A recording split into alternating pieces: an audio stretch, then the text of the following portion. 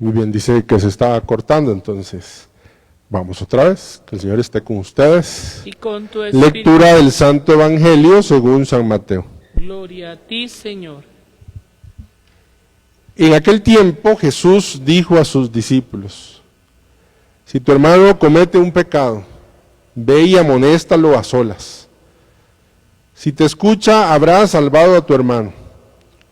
Si no te hace caso, hazte acompañar de 1 o 2 personas para que todo lo que se diga conste por boca de 2 o 3 testigos. Pero si ni así te hace caso, díselo a la comunidad. Y si ni a la comunidad le hace caso, apártate de él como de un pagano o de un publicano. Yo les aseguro que todo lo que aten en la tierra quedará atado en el cielo, y todo lo que desaten en la tierra quedará desatado en el cielo. Yo les aseguro también que si 2 de ustedes se ponen de acuerdo para pedir algo, sea lo que fuere, mi Padre Celestial se lo concederá. Pues donde 2 o 3 se reúnen en mi nombre, allí estoy yo en medio de ellos. Palabra del Señor. Gloria a ti, Señor Jesús. Por las palabras del Santo Evangelio. Sean perdonados nuestros pecados. A ver si me escucho, ahora sí. Este micrófono está como a uno, que se le acaban las pilas a veces y bueno, la palabra de Dios para eso viene, para recargar nuestro corazón. Páseme el control, por favor. Aquí. Bien, la antropóloga Margaret Mead es una antropóloga muy importante. Estudió la conducta en Polinesia, estadounidense.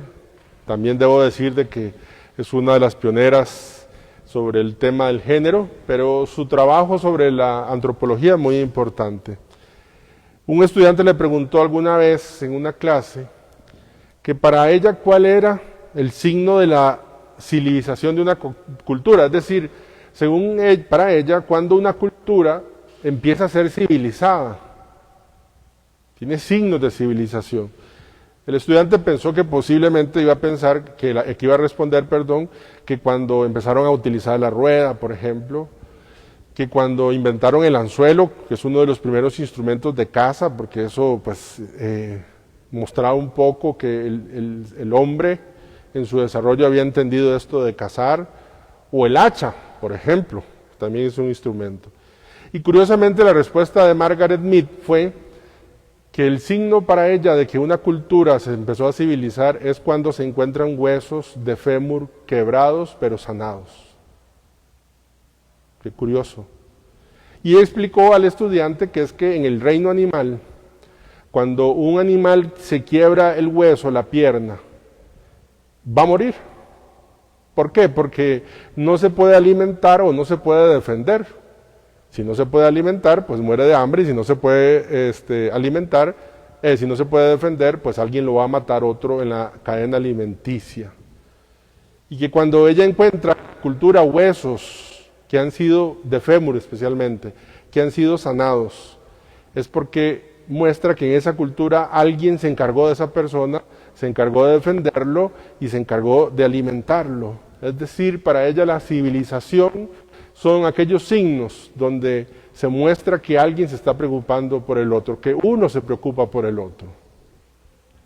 Estamos escuchando al evangelista Mateo esta semana y la próxima semana. Vamos a escucharlo en 2 discursos, en el capítulo 18, de los 5 discursos que él tiene. El discurso sobre el monte, que lo conocemos, el discurso de la misión, el discurso de las parábolas del reino, el discurso de la comunidad, que es el que estamos escuchando, y el discurso del fin de los tiempos. La próxima semana vamos a escuchar 70 veces 7, cuántas veces hay que perdonar. Parte del discurso de la comunidad. ¿Por qué? Porque para Mateo, para la iglesia, la comunidad es sumamente importante, tiene una importancia esencial, y está reflejada en las lecturas que acabamos de escuchar. Incluso Jesús, tal vez porque la primera parte es más llamativa, pero Jesús termina el Evangelio hoy diciendo: donde 2 o 3 o más, se reúnen en nombre mío, ahí estoy yo. Fíjense que Jesús no habla con esta claridad sobre su presencia en otras cosas, ni siquiera de la Eucaristía. Él asimismo se dice, yo soy el pan vivo bajado del cielo. Pero con respecto a la comunidad dice, si 2, 3 o más se reúnen, ahí estoy yo en medio de ellos. La comunidad es tan importante, que vamos a escuchar, ahorita me detengo, que incluso en el proceso de corrección, el proceso final es, apártate, o sea, si a la comunidad le hace caso, que se aparte de él, ¿verdad? Y en la lectura que escuchamos del libro de Romanos, por si no nos queda claro, entonces dice que quien ama al prójimo cumple la ley. Aquellos 10 mandamientos se resumen en cumplir, en amar al prójimo y a nosotros mismos como Jesús lo había dicho. La comunidad. A mí me gusta aquella historia de aquella fogata, donde entonces de aquella fogata ardiendo sacan un tizón y el tizón se mantiene encendido un ratito, pero poco a poco el tizón se empieza a apagar y apagar. Así le pasa al cristiano que se sale de la comunidad. Puede subsistir un ratito solo, pero se empieza a apagar y apagar y apagar. De hecho, esta parte de la pandemia, uno de los miedos o de los cuidados como párroco ha sido, bueno, y ahora que no nos podemos reunir presencialmente aquí en esta fogata, ¿cómo hacer para que el tizón se mantenga encendido como parte de la comunidad? Cardenal Bantuán, yo espero que lo canonicen pronto, recuerden que está encarcelado, ¿verdad? Lo habían encarcelado por hablar contra el régimen vietnamita, y él cuenta en un librito que se llama El gozo de la esperanza. Por cierto, estaba muy enfermo él y pidieron que si podía dar una charla, tenía un cáncer de 8 kilos en el estómago, que si podía dar una charla, y él dijo, bueno, si me tienen paciencia puedo dar el retiro completo, y este es el último librito, El gozo de la esperanza, un libro también muy bello. Bueno, ahí cuenta que él estaba en la cárcel y que le hicieron llegar un pescado envuelto en un papel. Para sorpresa de él, primero el pescado, porque en la cárcel cómo iba a comer pescado. Segundo, para sorpresa de él, el papel en el que venía envuelto el pescado era una página del Observatore Romano, que es como el Eco Católico, digamos, pero de Roma. Y dice que fue una maravilla para él porque lo que hizo fue lavar un poquito el papel, ¿verdad? Que venía un poco con jugos del pescado, y lo puso a secar, y que él guardaba ese papel porque le recordaba que él pertenecía a esa comunidad, ¿verdad? Y entonces con el papel ahí doblado lo veía y se sentía en comunión, en comunidad. Estaba en la celda apartado, pero se sabía comunidad dentro de una comunidad que lo mantenía con su oración. Entonces vean qué importante es la comunidad. No puede existir un cristiano sin comunidad. Se va a apagar, se va a ir apagando, se va a ir apagando. En comunidad te vas a encontrar problemas propios de la vida comunitaria, ya lo vamos a ver, pero fuera de la comunidad te vas exponiendo solito. Te vas a ir apagando poco a poco, poco a poco. Y si la comunidad es importante, entonces debo decir que los hermanos son importantes. Tiene una importancia vital porque es parte no solo del yo, del tú y el yo, sino de un grupo de hermanos donde estamos. El año pasado, yo no sé si lo vieron, en Londres este hombre se iba a suicidar. Se hizo viral esta foto, en realidad yo la estaba observando. ¿Y qué es lo que sucedió? Alguien se dio cuenta que se iba a suicidar y detuvieron los carros y mucha gente empezó a bajarse, y si ustedes lo logran ver, yo conté por encima, hay 8 personas que lo están sosteniendo, alguno del pie, otro de la faja, otro del mecate, y no lo soltaban hasta que viniera la ayuda profesional para poder rescatarlo del todo, y no lo conocían, no sabían quién era. Era la comunidad que estaba sosteniendo, que estaba quebrado. Porque yo creo que entendemos que ninguno de nosotros, si ve que alguien va a caer en un hueco, se queda tranquilo, le advierte, le dice. Hasta pienso un poquito en la imagen anterior, yo creo que nadie le dice, mire, no se mate, le dice, sí, déjeme, yo me mato, bueno, ya le dije, doy media vuelta, ¿verdad que no? Porque uno sabe y tiene conciencia que se siente responsable de la vida de esa persona. Justamente, en ese sentido comunitario, en ese sentido de responsabilidad sobre el hermano, es que nos encontramos el texto que acabamos de escuchar. Empieza diciendo, si tu hermano comete un pecado, Yo quiero señalar dos cosas, hermano y pecado. Lo primero es cuando habla de hermano es que habla de amor. Aunque la primera lectura habla del atalaya, que es el que cuida, la verdad es que el cuidado viene como parte del amor. Es el amor lo que le mueve a una persona a cuidarla. Por eso es muy importante preguntarte tú sobre cuál es tipo de amor, cuál es el amor que tienes para la comunidad. Este proceso del amor, del hermano, de cuidar, hay que ver que hay un punto de partida, de salida y un punto de llegada. Cuando hablamos de salida, es decir, hay que revisarnos, cuando yo voy a corregir a alguien, qué es lo que tengo en la salida, qué es lo que tengo en el origen. Porque corregir a alguien, por ejemplo, yo puedo tener en el origen, pero mucha rabia. Y aunque la persona efectivamente ha cometido un pecado, lo que me está moviendo a mí no es el pecado del hermano, sino la rabia que yo tengo contra eso. Entonces, si el punto de partida es la rabia, yo no puedo. Si el punto de partida es la justicia, es que yo tengo que llamarle la atención a este hermano porque es justo que se haga esto. No. Lo que tiene que estar en el origen, en la salida de la corrección, Jesús lo dice, es el amor. Hermano, dice, si un hermano llega a pecar, puede ser también la venganza. Qué rico, me la dejó picando, tanto que habló, ¿verdad? Cuidado, esas correcciones que siempre empiezan con esta frase, yo se lo dije, cuidado. Yo se lo dije, no ayuda a nadie, yo se lo dije, lo único que hace es meter el dedo en la llaga. Por eso no es la venganza, no es la revancha, ¿verdad? Es el amor que le tengo que tener al hermano. Cuentan que estaba un hermano franciscano haciendo un pecado, cometiendo un pecado, y le dijeron a Francisco, y Francisco dijo sí. Y pasó un día y no hizo nada. Le dijeron, pero hermano Francisco, usted dice que todavía no estoy preparado yo, porque le estaban diciendo que le llamara la atención. 2 días, pero hermano Francisco, es que todavía no estoy preparado yo. 3 días, 4 días, hasta el 4.º día fue y habló y le dijo a los hermanos, ahora sí estoy preparado. Es que todos estos días, aunque yo tenía claro que el hermano estaba cometiendo un pecado, yo no tenía claro si lo que a mí me movía era el amor. Interesante, ¿verdad? El amor. Y en cuanto al punto de llegada, es decir, si en la salida tenemos que revisar qué es lo que nos mueve, hay que revisar qué es lo que esperamos en la llegada. Y Jesús es claro, dice, si te escucha, habrás salvado a tu hermano. Es decir, lo que te debe importar es la salvación de tu hermano. No que tu hermano diga, sí, tiene razón, yo lo acepto, discúlpeme.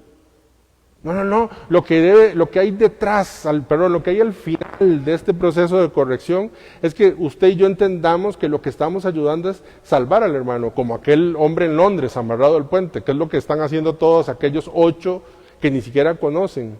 Y bueno, hay un poco más. ¿Qué está haciendo? Salvándolo. Claro, de esto una muerte física, como estamos hablando en este sentido, es de una muerte espiritual, porque entonces la otra palabra no era hermano, sino que era pecado. Fíjese que dice, si tu hermano comete un pecado. No dice, si tu hermano hace algo que a ti no te gusta. Si tu hermano hace algo que a ti no te parece.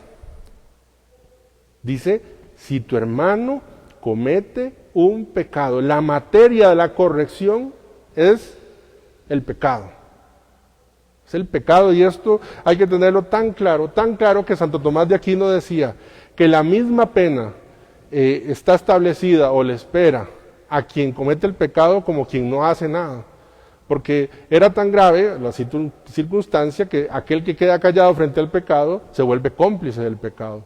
Por eso la corrección tiene que ver en el sentido del pecado. Lo quiero insistir, no en el concepto o en el contenido de las costumbres. Claro que hay una obra de caridad que dice corregir al que se equivoca y enseñar al que no sabe. 2 obras de caridad, de misericordia, digo. Pero en el sentido de la corrección fraterna estamos hablando de cuestión, de materia de pecado. Ahí hay que tener cuidado porque los que son formadores en las conciencias, pues sí, de parte de los papás que tienen que educar a los hijos, ahí sí forman conciencia en otras partes y ellos constantemente tienen que estar metidos.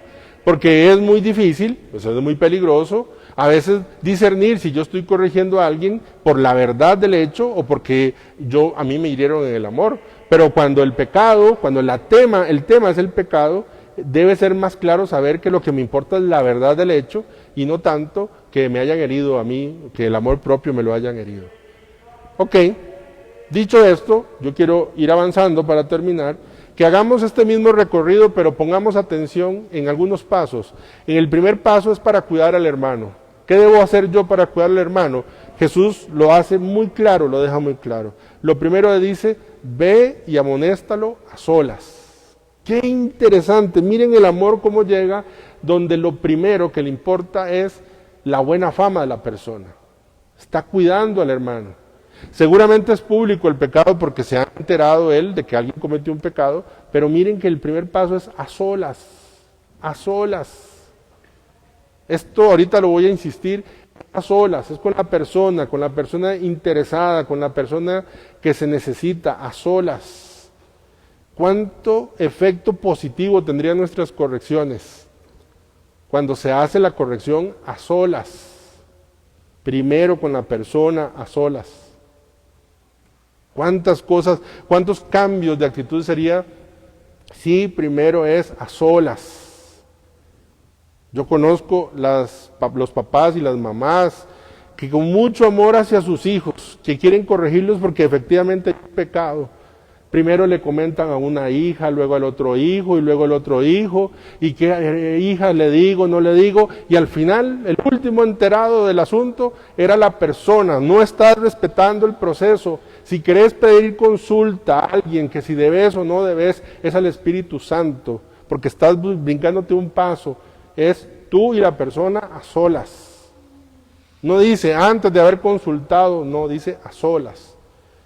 Y hay que pedirle al Espíritu Santo que nos indique si el proceso lo puedo hacer yo, si estoy preparado, como dicen los padres de la iglesia. Segundo paso, ok, si la persona no te hace caso, ahora sí, dice, convoca o llama a una o dos personas más para que sirvan de testigo.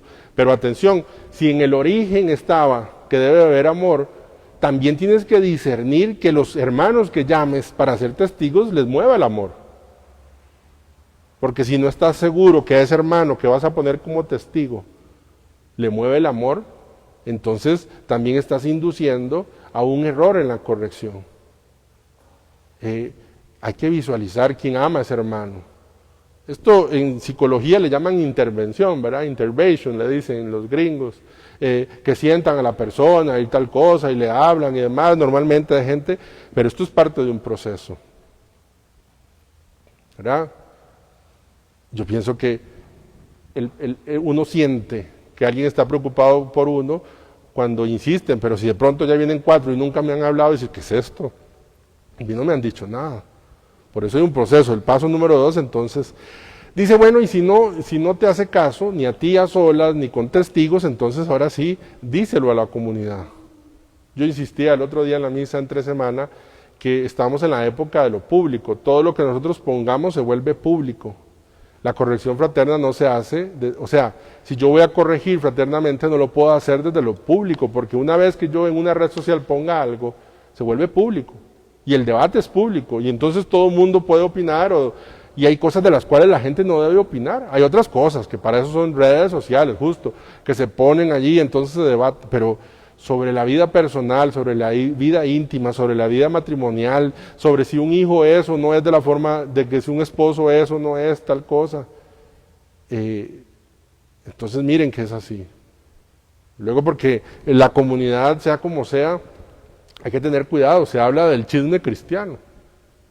El chisme cristiano es chisme pintado de amor, ¿verdad? Tengan cuidado las comunidades cristianas porque el chisme cristiano siempre empieza diciendo, hay que orar por el hermano tal porque viera que, y viene el chisme. Padre, entonces uno no puede orar. Bueno, antes de compartir el tema por el cual quieres pedir oración, tenés que asegurarte que en ese tema haya habido un proceso en ese hermano. Mira qué delicado es la comunidad. Mira qué delicado es nuestra lengua, ¿verdad? Se vuelve muy fácil. Entonces, ok, a toda la comunidad. Y luego dice, si ni siquiera la comunidad hace caso, ahora sí, dice, apártate de él como un pagano. Qué interesante. Ha sido cuidar al hermano, cuidar al hermano, cuidar al hermano, pero el hermano no ha querido, no ha querido, no ha querido. Entonces Jesús nos plantea que llega un momento en el que se ha cuidado al hermano, pero entonces ahora hay que cuidar a la comunidad. Y entonces a este hermano que se le ha dado varias oportunidades, ahora ya no quiere estar en comunión porque no le interesa esta situación sobre su pecado. Ya no está en comunión.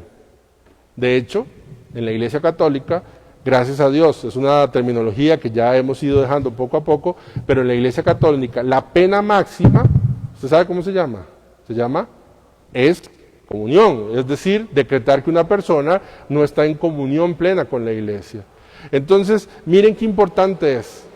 Se ha cuidado el hermano, y si el hermano al final no ha querido, entonces ahora hay que cuidar la comunidad. Ahora termino con algunos pasos para cuidarnos nosotros, los que vamos a corregir. Ya he dicho cuáles son los pasos para cuidar a quien voy a corregir. ¿Cuáles son los pasos para cuidarme? Primero, que no depende de nosotros el buen resultado. Esto es muy importante. Saber que de pronto cuando yo voy a corregir a un hermano, en mi inventario del amor, saber que la respuesta pueden ser 1000 respuestas. Y que no depende de nosotros. Que el hermano tiene que sentir antes que el dedo que le está acusando, que no es el dedo que le está acusando, el abrazo que lo está salvando.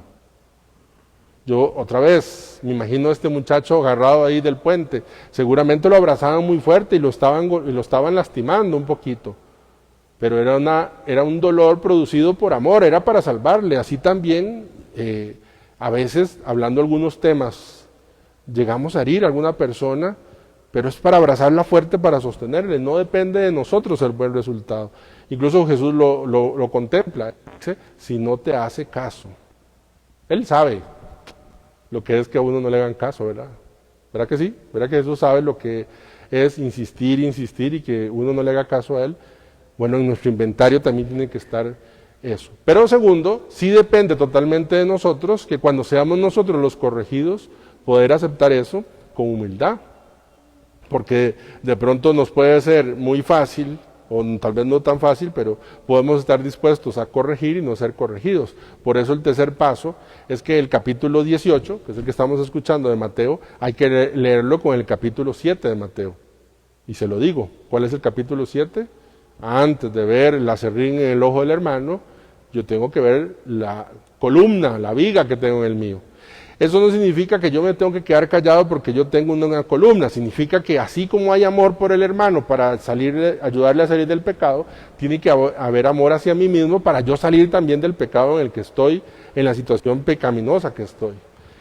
Hablar o callar, ¿qué digo al final? ¿Verdad? Hablar o callar. La segunda lectura de hoy decía, la caridad no hace mal al prójimo. ¿Verdad? Yo pienso, usted ve a alguien con una dinamita, se quedaría callado, porque vea que estamos hablando de tema de pecado.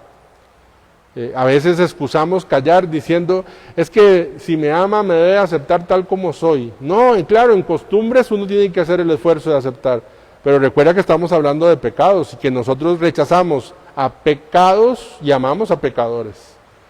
Por eso, cuando el tema es de pecado, tenemos que invitarnos a hablar y a sentirnos responsables de los demás. Termino. Santos que han corregido, y la forma de corregir, conocido de nosotros es San Felipe Neri. San Felipe Neri que, ¿se acuerdan aquella señora chismosa? Que tenía que corregirla, entonces le puso de penitencia. Él sabía que tenía gallinas, ir a la casa, traer una gallina muerta, pero que de camino la fuera desplumando, de manera que cuando llegara donde ella estuviera desplumada y que Felipe la pudiera cocinar. Y así fue, la señora llegó, trajo, llegó, venía desplumando la gallina y se la presentó, y entonces le dice Felipe, bueno, esta es la mitad de la penitencia, ahora viene la segunda parte, y la segunda parte es que ahora se va a regresar usted a su casa y va a recoger todas las plumas de la gallina. La señora entendió lo que le estaba corrigiendo Felipe. Estaba entendiendo que cuando uno es chismoso y agarra la honestidad de alguien, la imagen de alguien y la despedaza así, después recoger los mismos pedazos, todos los pedazos, es muy difícil. Y así la corrigió Felipe Neri. A mí me llama la atención Lutero, por ejemplo, el reformador que inicia la reforma y la separación en el siglo XVI. Pues mi alma, digamos, tenía razón. La liturgia era en un idioma que no entendíamos, no teníamos acceso a la Biblia, tenía razones justas. Pero en su corrección a la iglesia, ¿qué fue lo que hizo? Agarrar todo lo que no estaba de acuerdo, pegarla, repartir hojas y pegarlas en la puerta de la catedral allá en Alemania. Sí, uno puede estar en desacuerdo, como Francisco de Asís, que estuvo en desacuerdo. Pero ¿qué es la diferencia entre Lutero y Francisco? En que hizo la corrección hacia adentro y Lutero la hizo hacia afuera, ¿verdad? Yo cuántas veces tuvo que haber corregido Pedro Fabro a Francisco Javier en su proceso, ¿se acuerdan que eran compañeros de habitación allá en la universidad? Ese proceso que lo fue llevando, Francisco Javier lo acusó de ladrón, lo acusó de muchas cosas, y cómo lo llevó, y al final lo trajo rendido a los pies de Cristo. ¿Cuántas veces tuvo que corregir Mónica a su hijo? Lo sabemos, cuántas ingratitudes, cuántas veces mamás, papás, los que me están escuchando, tendrán que corregir a sus hijos, no solo en materia de pecado, porque efectivamente ustedes son formadores y formadoras de las costumbres de los hijos también. Y miren, en el amor, ¿verdad? Uy, para mí uno de los más maravillosos, Juan 23. Podría aquí gastar 10 minutos más hablando de cosas de Juan 23, pero tal vez sacerdotalmente me llama la atención. Siendo patriarca él de Venecia, le fueron a decir que había un sacerdote que estaba viviendo indecorosamente, que después de las misas se iba para la casa, convivía con una mujer y venía en la madrugada, después de convivir con esa mujer, y estaba el día en la parroquia. Entonces el patriarca, ¿qué fue lo que hizo? Fue en la noche, cuando no estaba él porque sabía que andaba en sus andanzas, y se sentó en el corredor de la casa cural. En la madrugada, cuando vino el padrecito, imagínense ver al patriarca, ver al obispo sentado en el corredor de la casa cural, él se asustó y le dice: Su Eminencia, ¿qué está haciendo aquí? Y Juan 23, con esa cara de bondad que tenía, le dice: Hijo, es que tenía un gran deseo de que me confesaras, porque me siento tan mal, tan sucio internamente, que vine para que me confesaras. Y el sacerdote soltó a llorar, porque entendió que él estaba pidiendo. San Juan María Vianney dicen que los sacerdotes compañeros hicieron una carta al obispo quejándose sobre la teología de él. Recuerden que le costó un poquito, diciendo algunas cosas muy feillas, y se lo mandaron con un sacerdote amigo, y el sacerdote amigo no aguantó y se devolvió donde Juan María Vianney y le enseñó la carta. Dice: mira la carta que le están mandando el obispo. Imagínense, ¿verdad? No habían hablado a solas, no habían hecho el proceso. Entonces Juan María Vianney, el cura, ya la leyó, y él con su propia letra agregó: Señor obispo, todo lo que dicen mis hermanos es de verdad. Ahí soltó a llorar el padrecito que iba de cartero, y le llevó la carta a los otros hermanos sacerdotes y reconocieron la santidad. Este no es un santo, bueno, ojalá que sí. Monseñor Óscar Fernández fue mi rector. Yo no sé si me voy a poner la soga al cuello contando esto. Yo era decano del seminario. Decano era como el presidente, digamos así, de los seminaristas. Tenía llaves de todos los lugares, incluso la soda. Y rezar en la azotea en la noche era prohibido después de las 9 de la noche, me parece. Antes la azotea estaba destechada, entonces no podía. A mí me gustaba subirme a la azotea y rezar el rosario con luces de la calle. Entonces yo rezaba por esa gente, aunque no sabía quién era, quién vivía ahí. Bueno, eso es otra cosa. Y yo estaba después de las 9:30 de la noche ahí arriba, y estaba haciendo un calor que yo digo: qué rico una coca. Entonces yo tenía la llave de la soda, porque soy el decano, voy a la soda, saco una Coca-Cola, subo a la azotea, ya no podía estar porque hasta las 9, ya eran las 9:30, entonces estaba haciendo dos cosas que no se debían. Ahí sentado en una banquilla que había, refrescándome un poco, ya había rezado el rosario, y sube el rector, joder, mi alma, y me echaron. Me echaron, obviamente no me echaron porque si no aquí faltaría el padre Toto en esta misa, ¿verdad? Y entonces se acercó el padre Óscar, que no era obispo en ese momento, y me dijo: mucho calor, ¿verdad? Yo: sí, padre. Me dice, ¿cómo que se está tomando una coca? ¿Cómo hizo? Y le digo yo, es que yo tengo llave de la soda. Me dice, vaya, tráigame una gin, por favor. Y yo fui, le traje la gin, nos sentamos en la banca, conversamos, me preguntó sobre mi familia, me preguntó que si ya había rezado el rosario, yo le dije que sí. Hablamos como unos 20 minutos, nos tomamos la Coca-Cola, terminó la Coca-Cola y me dice, Toto, una cosa, usted sabe que después de las 9 de la noche aquí no se puede, ¿no? Y no es hora para que usted esté aquí, ¿no? Dice, bueno, que no vuelva a suceder, porque usted lo sabe, y si está haciendo algo que no sabe, está cometiendo una falta grave, así que la próxima vez, esta no va a ser la actitud, me dijo. Yo sentí tanto amor de él, porque me estaba corrigiendo. ¿Con cuánto amor? ¿Con cuánto amor? Yo se lo agradezco muchísimo.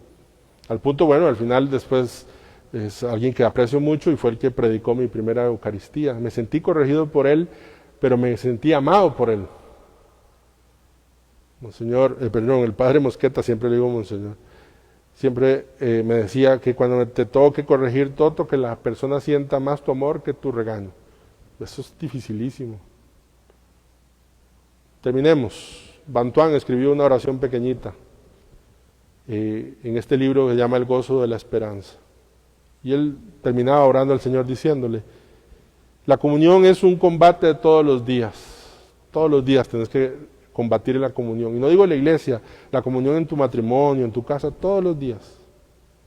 Es un combate de todos los días. La negligencia de un solo instante puede pulverizarla. Te puede durar como siendo un castillo de naipes, con un cuidado, poniendo comunión, y ¡puf! Se voló al piso toda la comunión que había construido. La negligencia de un instante puede pulverizarla. Basta una pequeñez, un solo pensamiento sin caridad, un juicio conservado obstinadamente, un apego sentimental, una orientación equivocada, una ambición o un interés personal, una acción realizada por uno mismo y no por el Señor.